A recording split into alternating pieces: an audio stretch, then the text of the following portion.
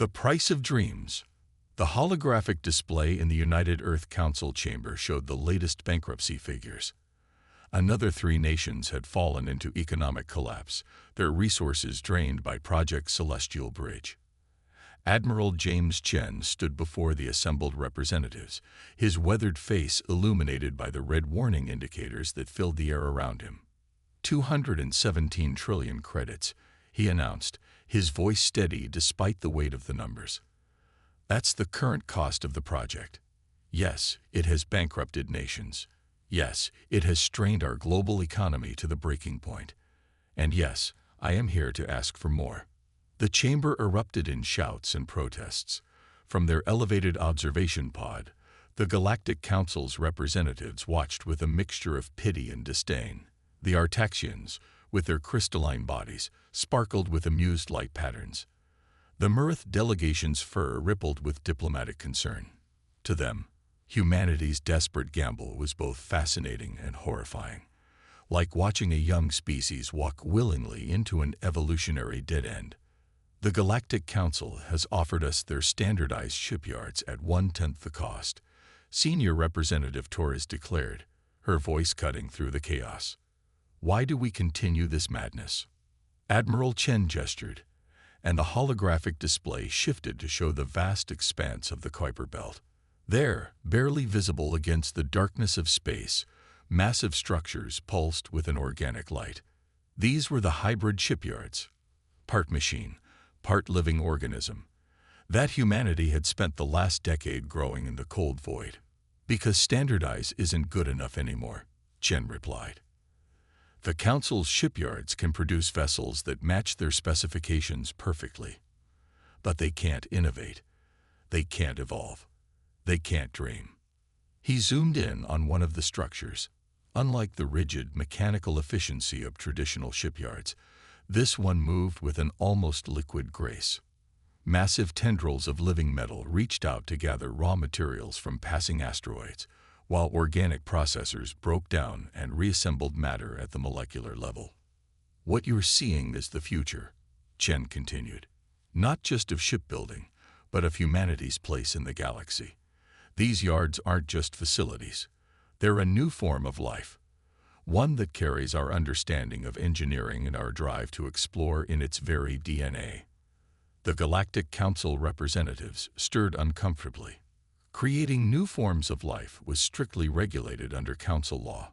Humanity had skirted the edges of these regulations by classifying their hybrid yards as enhanced manufacturing systems, but everyone knew this was a convenient fiction.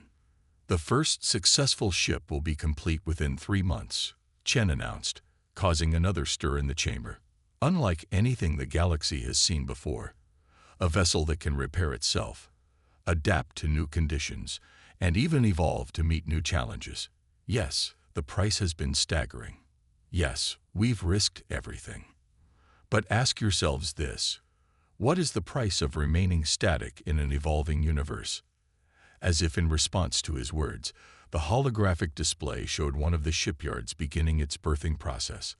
A spine of living metal extended from its core, organic processors weaving new matter around it in patterns that defied conventional engineering.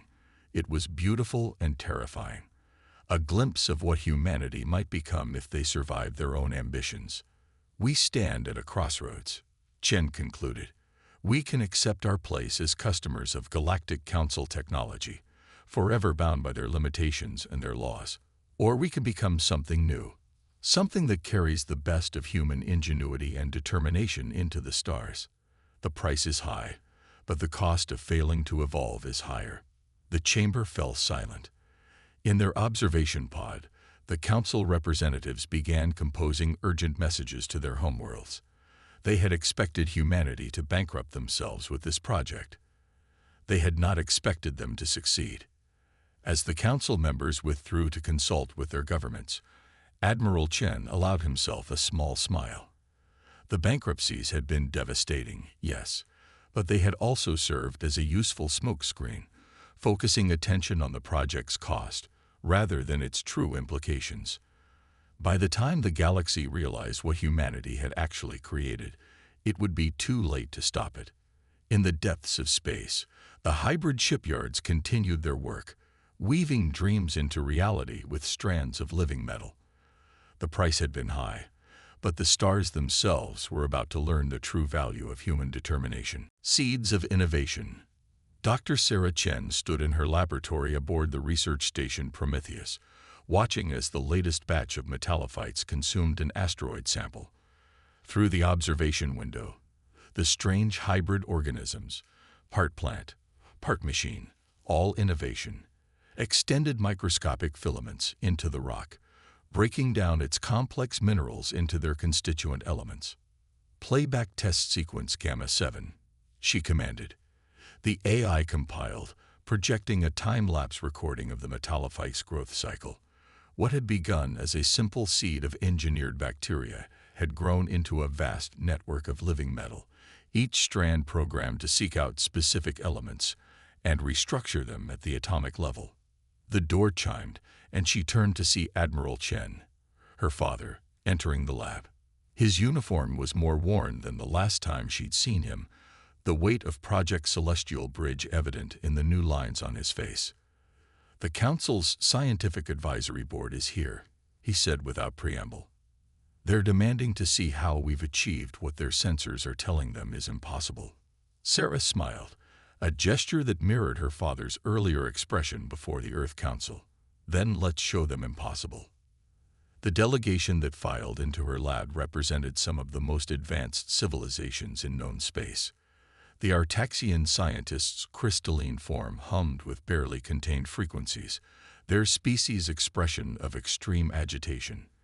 The Murith cynobiologist's fur had shifted to deep purple, indicating intense focus. Both species had spent millennia perfecting their manufacturing technologies, only to find themselves suddenly, inexplicably, outpaced by what they had considered a young and primitive race. "What you're about to see," Sarah began, "isn't manufacturing in any traditional sense. We're not building ships, we're growing them." She activated the main display, showing the molecular structure of her metallophytes. Every living thing on Earth evolved from single-celled organisms that learned to cooperate, to specialize, to build something greater than themselves. We simply accelerated that process. The Artaxian scientist chimed in harmonics that the translator rendered as skepticism. "Biological evolution cannot produce standardized results. Your ships would be flawed, unique, unpredictable." "Exactly," Sarah replied, her eyes lighting up. "That's not a bug. It's a feature. Every ship we grow adapts to its specific circumstances. They learn. They evolve. They become exactly what they need to be, not what we initially designed them to be." She guided them to the testing chamber, where a small prototype vessel floated in a containment field. Unlike the sleek, standardized designs of council ships, this one rippled with organic curves and shifting patterns. As they watched, a deliberate scratch along its hull began to heal, living metal flowing like quicksilver to repair the damage. "Impossible," the Murith cynobiologist whispered, their fur cycling through colors of disbelief.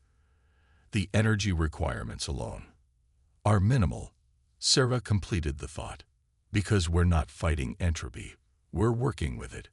The ships maintain themselves using the same principles that keep biological organisms alive. They can heal, adapt, and even reproduce if given the proper resources." The council scientists exchanged glances, their species' different physiologies all expressing the same fundamental concern. The Artaxian's crystalline surface clouded with interference patterns. "This technology, it blurs the line between machine and life." "That line," Sarah responded, "was always more fluid than we pretended. Life is simply the universe's most efficient way of processing information and adapting to change. We've just given it new materials to work with." She brought up another display, showing the growth of the hybrid shipyards in the Kuiper Belt. Each yard is unique, adapted to its specific region of space. They learn from each other, sharing successful adaptations through a network of quantum-entangled particles we embedded in their core processors. They're not just building ships, They're evolving the future of space travel. The Murith scientists' fur had settled into a deep blue of contemplation. Your species has created something that violates dozens of council regulations regarding artificial life and controlled evolution. No, Sarah corrected gently. We haven't created artificial life. We've created a new context for natural life to express itself. The metallophytes are as natural as any other organism. They simply operate on different principles than what you're familiar with. She touched a control, and the prototype ship in the chamber began to shift, its surface rippling as it demonstrated its adaptive capabilities. This is why we couldn't accept the Council's standardized shipyards. They're perfect for building what we already know how to build. But humanity isn't interested in perfecting the past. We're growing the future. As if to emphasize her point, the ship suddenly sprouted a new configuration of sensor arrays, adapting to better scan its environment. The Council scientists watched in fascinated horror as their fundamental understanding of engineering was challenged by the casual violation of what they had considered immutable laws of physics and biology. The price we paid wasn't just financial, Sarah concluded, watching her creation with pride. It was the cost of breaking free from conventional thinking, of daring to ask not just how do we build better ships, but how do we let ships build themselves. In the containment field, the prototype continued its endless dance of adaptation and evolution, a living testament to humanity's refusal to accept the limitations of the possible. The growing storm. The Galactic Council's emergency session was in its third day when the first hybrid ship made its debut. The vessel, christened Darwin's Dream, emerged from its berthing chamber in the Kuiper Belt with a grace that belied its massive size. Its living metal hull shifted like liquid mercury, optimizing its shape in real time as it responded to solar winds and gravitational forces. High Ambassador crystalline song of the Artaxians vibrated with barely contained alarm as the sensor data streamed in. The humans claim this vessel can reconstruct itself at will. They chimed to the assembled council. Our analysis suggests they are, regrettably, correct. Footage played across the council chamber's dimensional displays, showing Darwin's Dream encountering a micro-meteoroid field. Instead of avoiding the debris or relying on traditional shields, the ship's hull simply absorbed the impacts, using the new material to strengthen itself. The living metal learned from each collision, adapting its molecular structure to better handle future encounters. This goes beyond mere technological advancement, growled Vorthak, the Murith's senior warmaster, their fur rippling with patterns of deep concern. The humans have created something that could fundamentally alter the balance of power in known space. In the observation gallery, Admiral Chen and Dr. Sarah Chen watched the proceedings with careful neutrality. They had expected resistance, but the level of fear among the council species surprised them. Humanity had always been viewed as the upstart race, barely out of their gravity well. Now they were being looked at like a potential existential threat. The ship's first deep space trial begins tomorrow, Sarah murmured to her father. The council's reaction to that should be interesting. Before the admiral could respond, alarms blared throughout the chamber. The dimensional displays shifted to show a massive energy surge at the edge of charted space. A wormhole was forming, one that hadn't been there moments before. Unknown vessels emerging, announced the council's eye. Configuration matches no known species. The chamber erupted in chaos as the first ships emerged. They were dark, angular things that seemed to absorb light rather than reflect it. Their hulls bore no markings, no signs of culture or identity. They were weapons, pure and simple, designed for a single purpose. Multiple contact points reported across the outer colonies. The AI continued. The unknown vessels are engaging in hostile actions. Civilian casualties confirmed. The council species began emergency evacuations of their diplomatic staff, but Admiral Chen stepped forward instead, his voice cutting through the panic. Darwin's Dream can reach the conflict zone in 6 hours. No other ship in known space has that capability. The council members froze. Humanity's experimental vessel was now the closest potential defender to the outer colonies. The same innovation they had feared moments ago was suddenly their best hope for survival. "You planned this," accused Vorthak, fur bristling with suspicion. "You knew something was coming." Sarah stepped forward to stand beside her father.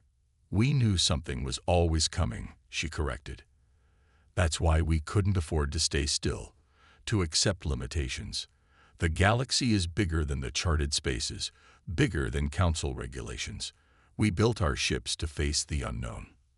As if to emphasize her point, the displays showed Darwin's dream accelerating at speeds that should have been impossible, its hull reconfiguring to better handle the spatial stresses. The living metal learned and adapted with each passing moment, becoming more efficient, more capable. "We offer our assistance," Admiral Chen stated formally. "But understand, these ships, this technology, remains under human control. We'll defend Council space because it's the right thing to do, not because we're bound by Council authority." The Council chamber fell silent as the implications sank in. Humanity had not only created something revolutionary, they had timed its unveiling perfectly. Now, faced with an unknown threat, the Council would have to accept human innovation or face the consequences of their conservative stance. In the depths of space, Darwin's dream continued its acceleration. Its living hull sang with possibilities, each molecule a testament to human ingenuity and determination. The price had been high, but as the unknown enemy approached, the value of that investment was about to become clear to everyone in charted space. The storm was here, and humanity had built their ships to dance in hurricanes. Trial by fire, Captain Maya Rodriguez stood on the bridge of Darwin's dream, watching as the unknown vessels tore through the outer colony's defenses. The living metal beneath her feet thrummed with anticipation. The ship was eager to prove itself, its adaptive systems already analyzing the enemy's attack patterns. "Multiple energy signatures," reported Lieutenant Park from the sensor station. "Their weapons are like nothing in our database. They're using some kind of reality distortion field." Maya watched as one of the dark ships fired at a colonial defense platform. The beam didn't so much destroy the target as erase it from existence, creating a void in spacetime where matter had once been. Conventional shields were useless against such weapons. "Good thing we don't rely on conventional anything," Maya muttered. "Sarah, how's our girl doing?" Dr. Chen's voice came through the ship's neural interface, a technology that had only become possible with the living metal's unique properties. "The hull is already adapting to the quantum fluctuations their weapons produce. Each blast gives us more data to work with." Darwin's dream shuddered as it accelerated into the battle zone. Unlike the rigid, predictable movements of standard ships, it moved with fluid grace, its hull constantly shifting to optimize its performance. The enemy vessels turned to face this new threat, their dark hulls absorbing all light except for the deadly glow of their reality distortion weapons. "They're targeting us," Park announced, his voice steady despite the gravity of the situation. "Multiple weapons locks detected." Maya smiled. "Let's show them what evolution can do." "All systems, adaptive response authorized." The first enemy blast struck Darwin's dream head-on. But instead of creating a void in spacetime, something extraordinary happened. The living metal of the hull didn't just resist the weapon, it learned from it. Microscopic structures within the ship's skin began replicating the quantum patterns of the attack, understanding them, countering them. "Hull integrity at 98% and rising," Sarah reported, excitement clear in her voice.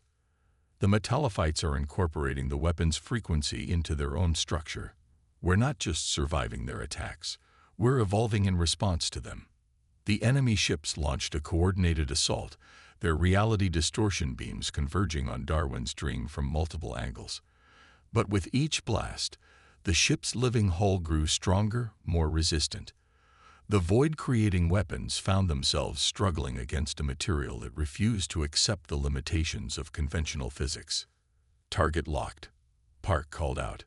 "But our conventional weapons might not be effective against their defenses." Maya's smile widened. "Who said anything about conventional weapons?" "Sarah, show them what else our girl can do."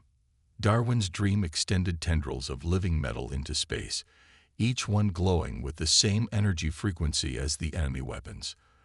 The ship had not only learned to defend against their technology, it had learned to replicate it. The tendrils struck with precise accuracy, using the enemy's own reality distortion principles against them. The dark ships, faced with weapons that matched their own, began to retreat.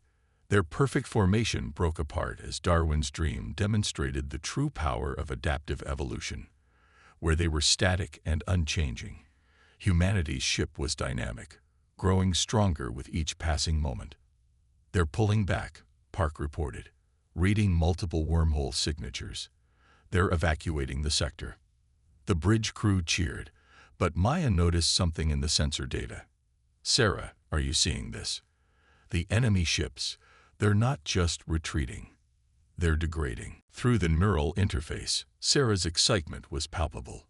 "The quantum patterns we copied from their weapons, they're having an unexpected effect on their hull structure. Our adaptive defense isn't just protecting us, it's actively countering their technological base." The remaining enemy vessels fled through their wormholes, leaving behind only the void marks of their weapons and a profound shift in the balance of power in known space. Darwin's dream had not just survived its trial by fire. It had evolved through it, becoming something even its creators hadn't fully anticipated. Maya touched the living metal of her command chair, feeling the ship's satisfaction through the neural link. "Send word to Earth and the Council. The test was successful, and we've learned something interesting about our visitors." "What's that?" Park asked, still monitoring the sensor readings of the retreating enemy. "They don't know how to adapt," Maya replied. "They have incredibly advanced technology, but it's static, unchanging. They never considered that they might face something that could evolve beyond their understanding." In the aftermath of the battle, Darwin's dream continued to process what it had learned, its living metal incorporating the new knowledge into its very structure. The price humanity had paid in bankruptcy and hardship had bought them more than just a new kind of ship. It had bought them the ability to face the unknown and grow stronger from the encounter. The trial was over. Evolution had won. Legacy of the Stars. 6 months after Darwin's dream's historic battle, the Galactic Council chamber had changed. Where once humanity's representatives had stood in the observer's gallery, they now occupied a primary seat. The living metal of their hybrid ships had reshaped more than just spacecraft design. It had reshaped the fundamental power structure of known space. Admiral Chen stood before the council, but this time not as a supplicant seeking funding or permission. The holographic displays showed the spread of humanity's shipyards throughout the galaxy, each one a gleaming point of light in the vast darkness. "The hybrid yards have begun their own evolution," he explained to the assembled representatives. "Each generation adapts to its local conditions, creating ships specifically suited to their regions of space. The price we paid in credits has been repaid 1,000-fold in innovation." The Artaxian High Ambassador's crystalline form sparkled with patterns of acceptance, a far cry from their previous alarm. "Your species' gamble has proven prescient. The unknown adversary has not returned since their encounter with Darwin's dream, but their initial attack proved the necessity of adaptation in an infinite universe. More than that," Dr. Sarah Chen added from her position beside her father, "we've learned that the galaxy itself is alive with possibility. The living metal doesn't just copy or adapt. It synthesizes new solutions we never imagined." The displays shifted to show the latest generation of hybrid ships. Unlike Darwin's dream's singular form, these vessels showed incredible diversity. Some had developed organic solar sails that captured energy from multiple dimensions. Others had evolved symbiotic relationships with local space phenomena, using quantum entanglement to communicate across vast distances. "We stand ready to share this technology," Admiral Chen announced, causing a stir among the council members. "Not as a finished product, but as a partnership. Each species will need to develop their own unique relationship with the living metal, guided by their own evolutionary path." The Marith Warmaster, Vorthak, their fur now showing patterns of deep respect, leaned forward. You would trust others with this power after the resistance you faced. Sarah smiled. The living metal has taught us something fundamental about the universe. Strength doesn't come from hoarding knowledge or maintaining advantages. It comes from embracing change, from allowing evolution to find new paths forward. The more species that work with this technology, the more possibilities we all discover. The displays showed a new hybrid yard beginning its reproductive cycle, sending out spores of living metal that would grow into new facilities. But unlike the mechanical uniformity of traditional construction, each new yard would be unique, adapted to its purpose and environment. The bankruptcy of nations was temporary, Admiral Chen continued. The wealth of adaptation is permanent. We no longer build ships, we grow possibilities. And those possibilities have proven to be the most valuable resource in the galaxy. The council chamber hummed with discussion as representatives began negotiating for access to the hybrid technology. But humanity's representatives knew the truth. The real revolution wasn't in the ships or the yards. It was in the idea that had bankrupted nations and reshaped the galaxy. The understanding that the future couldn't be built, it had to be grown. In deep space, Darwin's dream continued its patrol, its living hull now bearing the scars and adaptations of its historic battle. But they weren't really scars. They were evolutionary steps, each one a testament to humanity's willingness to risk everything on the possibility of becoming something more. The price had been high, but the stars themselves now sang with the music of adaptation, as humanity's legacy spread through the galaxy, one evolving shipyard at a time. They had not just changed how ships were made. They had changed how the galaxy itself thought about the nature of progress. In the end, the most valuable thing they had grown wasn't ships or shipyards or even new forms of life. It was hope, the hope that in an infinite universe, anything was possible if you were willing to adapt, to change, to evolve. The bankrupted nations had rebuilt their economies. The doubters had become believers, and humanity had proven that sometimes the greatest risk is not taking one at all. In the vast expanses between the stars, the living metal continued its endless dance of adaptation and evolution, carrying with it the dreams of a species that had dared to imagine a different way forward. The price had been paid in full, but the dividends would continue for generations to come.